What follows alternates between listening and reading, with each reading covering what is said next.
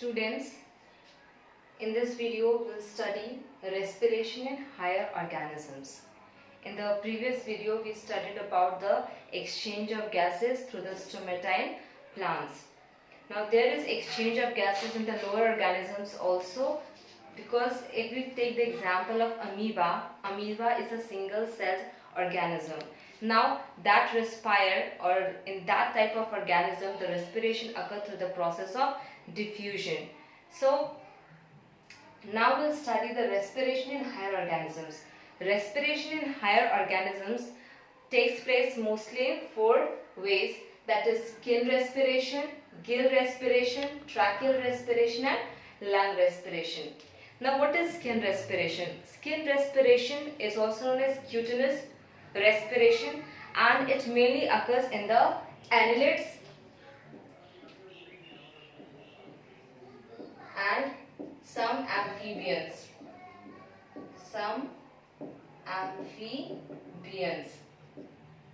Like frog.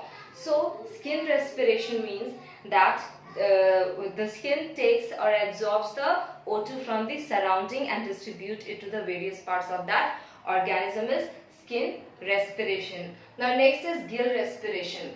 Gill, as we all know, that it is present in the aquatic fishes, which lives in the water.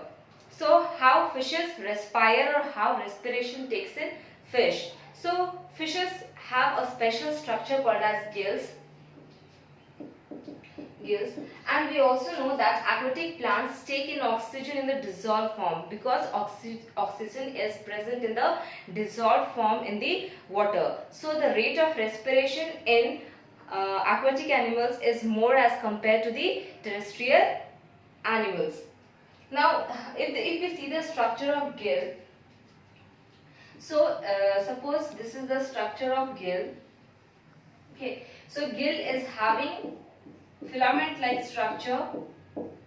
Okay, gill hairs, okay, filament hairs are present. So when the fish takes the dissolved oxygen containing water, so when the water passes through the gills, so gills have a filament like structure which absorbs the oxygen and passes it to heart of the fish, and from heart of the fish the oxygen with the help of blood capillaries moves all over the body. So gills containing the special filament are responsible for the distribution of oxygen throughout the body. Now third is tracheal respiration. Tracheal respiration occurs in the insects, some insects. Like in tracheal respiration, what happens? There is a structure called trachea. Now if you see the detailed structure, suppose this is the skin of the insects. Okay, so this is made up of cutine. Okay, this is the cutaneous. This is the skin. Now it has a hole-like structure. This hole-like structure is called as spiracles. Now this spiracle is connected with the trachea. Okay, this spiracle is connected with the trachea, and trachea have many branches, finer branches, which are known as tracheoles. Okay, so this is the trachea. And what happened in the process of respiration in insects, the spiracles takes the outside air and moves it towards the trachea, and trachea passes it to various branches which it is having, and the branches is connected with the cell, and that O2 is directly passed to the cell. So the trachea acts like a pipe through which the oxygen moves to the inside of the cell. So this is the tracheal respiration.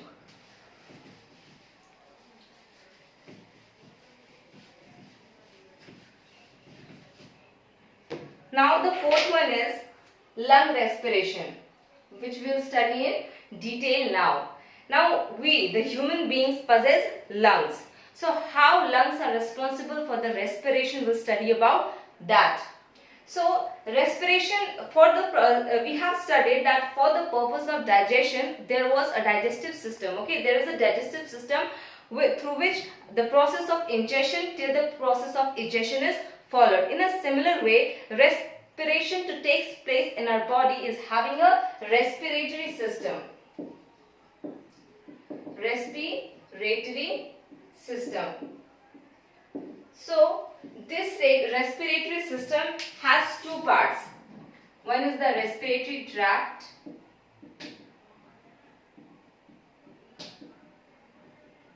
and other is the respiratory organ. Respiratory organ, that is the lungs.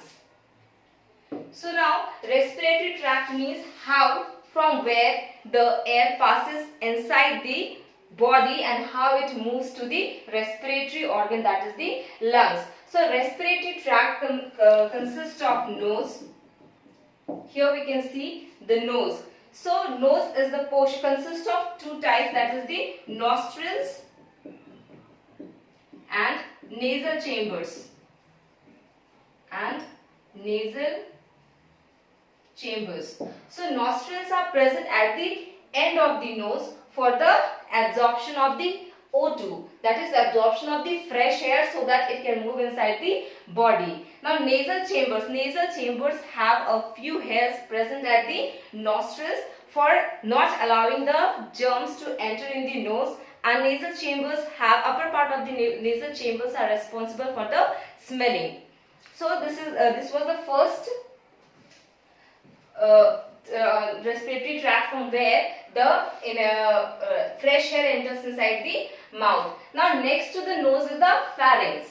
Now pharynx is the common passage for the food. In the digestion also pharynx is required. In the respiration also pharynx is required. So from pharynx the food as well as the air food goes into the esophagus, that is in the process of digestion, and air goes into the trachea, that is the windpipe. So pharynx is the common passage. It is the common passage for the food pipe and the windpipe.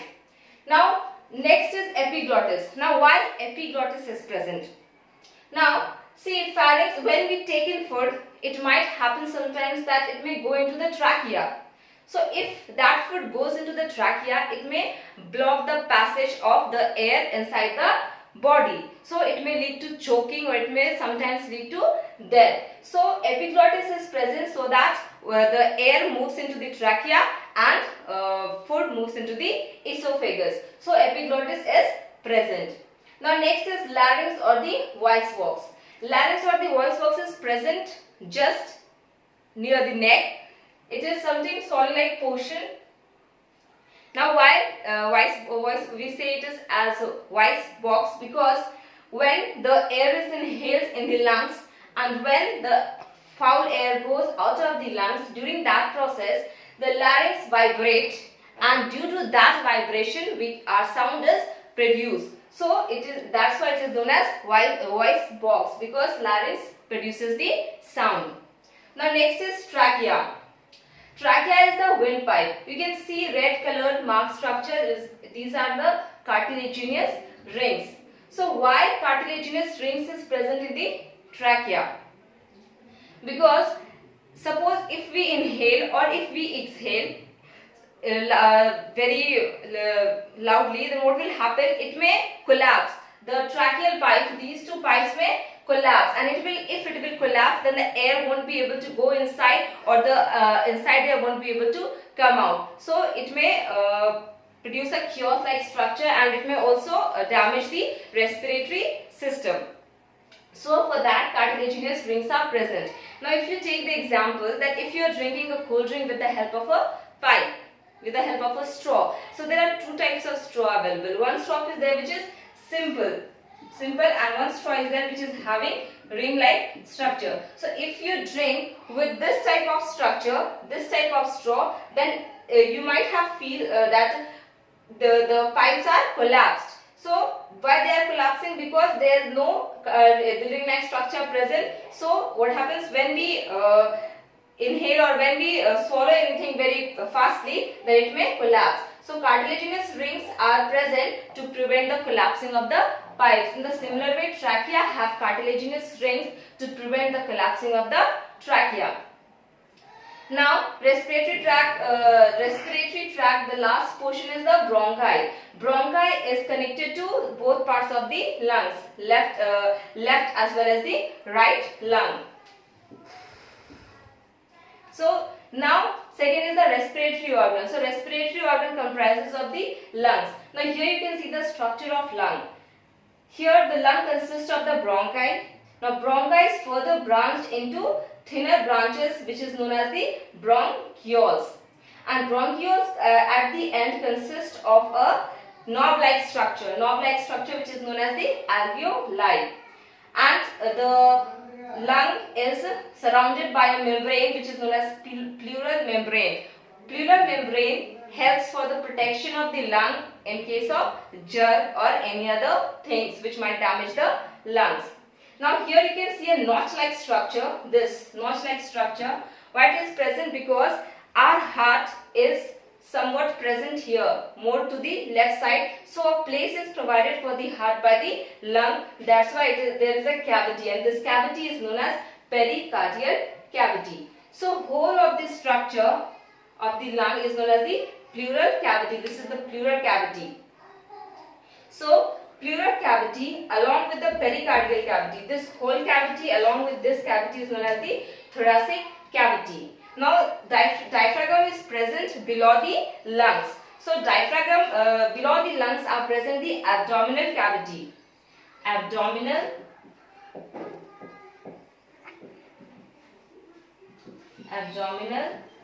cavity. So diaphragm, below the diaphragm consists of abdominal cavity which comprises of stomach, pancreas, etc.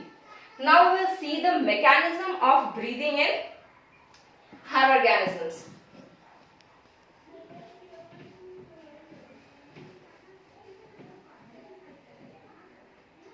Mechanism of breathing.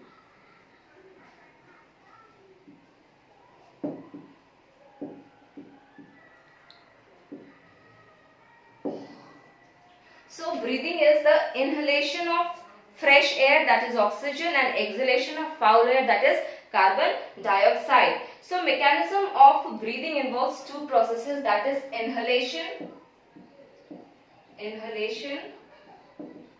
and second is exhalation. Now how these both processes occurs in our body by the process of respiration. Now inhalation means first we inhale the fresh air, that is O2. Now first we inhale the fresh air, that is O2. Now when we inhale the fresh air, then there is contraction in the respiratory muscles. Respiratory muscles, what they do? They contract. So what are the respiratory muscles? See, the lungs. Suppose this is the structure of lung. Then here are the ribs. These are the ribs, and this is the intercostal muscles. Intercostal muscles. So these muscles, what they do? They contract. Okay, these muscles contract, and along with these, diaphragm also contracts. So when we inhale, what happens? Two processes occur, that is the intercostal muscles as well as the diaphragm contract means it becomes flattened. So if it becomes flattened, it becomes lowered, then it provides the space for the thoracic cavity to enlarge. So thoracic cavity enlarges from sideways, from frontways. So when the thoracic cavity enlarges, then the two lungs also expand. Okay, so two lungs also expand. Then what happens? When the lungs expand, then it in order to equalize the pressure inside the lungs, because there was a little amount of air inside the lungs, but when it expanded, it needs more amount of air. So what it do, in order to take more amount of air, so outside during the process of inhalation, the more amount of air gets inside the lungs and it equalizes. So this is how the exhalation process occurs. Now if we talk about the alveoli, so alveoli is the respiratory site where the exchange of gases occurs. So if we see the detailed structure of alveoli, it is somewhat like this. Now below the alveoli is the respiratory, below the alveoli is the blood capillaries. These are blood capillaries. These are blood capillaries. Now alveoli, when we inhale, then alveoli consist of oxygen and blood capillaries consist of carbon dioxide. So what happens? Alveoli provides the oxygen to the blood capillaries and blood capillaries provide the carbon dioxide to the alveoli and this is how exchange of gases takes place. Now alveoli, when it takes the carbon dioxide from the blood capillaries, then exhale out from the nose. So what happens in the mechanism of breathing? Inhalation occurs, then it goes to the lungs, then due to the process of inhalation there is contraction in the diaphragm as well as the intercostal muscles, and due to which there is increase in the thoracic cavity sideways as well as forward ways. Then due to that the lungs expand and lungs need more amount of air, so to equalize that air, more amount of air is during the process of inhalation goes inside the lung and exchange of gases takes place in the alveoli. So this was about inhalation. Now in the process of exhalation means giving out of CO2. So when the process of exhalation starts, so our muscles are relaxed. So there is relaxation in the muscles. So abdomen become the diaphragm become dome shape. Means it again takes the shape of dome shape. Okay. So this again take the thoracic cavity they decrease in size. Lungs also contract. So when the lungs contract, it needs to give out the air. So what happens? That air goes from the bronchi to the trachea and finally goes out of the nose. So this is the process of exhalation. Now what happens when the alveoli gives the blood to the blood capillaries? So blood capillaries are connected to the heart via the pulmonary vein. So pulmonary vein sends the oxygen to the heart, blood containing oxygen to the heart, and from heart the oxygen containing blood, that is the oxygenated blood, is distributed to all parts of the body. Now when the oxygen is distributed to all parts of the body, so cells also take the oxygen. So what happens when the cells take oxygen? They start producing the energy, carbon dioxide and water. So when they produce carbon dioxide, energy and water, so it releases carbon dioxide into the bloodstream, and that bloodstream is connected to the pulmonary artery. So pulmonary artery take that carbon dioxide, that is deoxygenated blood, to the lungs, and then there again the fresh air is filled up, and this process goes on. So this is how air is inhaled and how air is exhaled. So this was all about respiration in higher organisms.